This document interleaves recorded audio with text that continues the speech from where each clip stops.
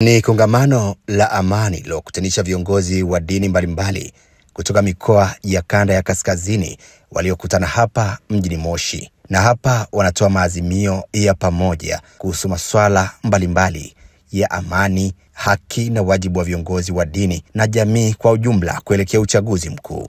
Kongamano la amani interfaith kanda ya kaskazini leo siku ya Jumatano tarehe 22 Oktoba 2025 liliofanyika Lutheran Uhuru Hostel and Conference Center.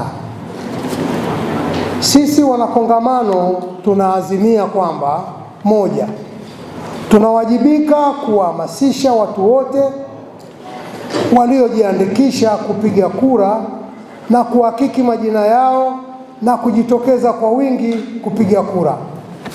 Azimio la kwanza. Azimio la pili, makongamano ya amani yawe endelevu. Azimio la tatu, viongozi wa dini wawaelimishe waumini kuhusu haki na wajibu wao katika kulinda amani ya nchi yetu.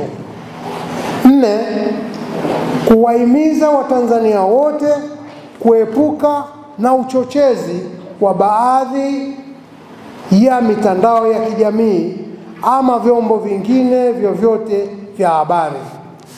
5, tunatoa rai kwa vyombo vya dola kuendelea kutumia hekima na busara katika kulinda amani, hasa siku ya uchaguzi.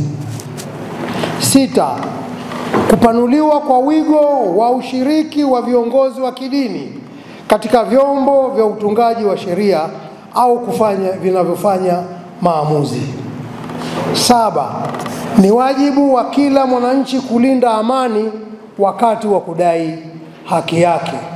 Mara zote tumekuwa tukiisema haki na kuhakikisha kwamba wanadamu wanapata haki zao. Akitokea anayekataa au kukushawishi uache kutumia haki yako, mtu huyo anakukosea binafsi. Anakukosea wewe binafsi. Kwa maana nataka kukuambia wewe huna akili za kutosha kuweza kufahamu haki yako na kuisimamia na kuitekeleza. Lakini pili, haki inakwenda pamoja na wajibu. Kuna kitu tunachokiita haki au wajibu wa raia. Shehe mkuu wa mkoa amezungumzia vizuri habari ya uzalendo, ambapo mzalendo ni mtu anayeweza kushiriki kikamilifu katika mambo yanayohusu nchi yake, akisukumwa na upendo ulio ndani yake kwa nchi yake. Kwa hiyo kushiriki kwanza kulinda haki zetu na kuhakikisha kwamba tunatekeleza wajibu wetu. Hilo ni jambo la muhimu sana. Tukiacha hayo, tunaweza kuacha nchi yetu kaingia kwenye matatizo yasiyokuwa na sababu, kwa sababu raia mmoja ameacha kutimiza wajibu wake.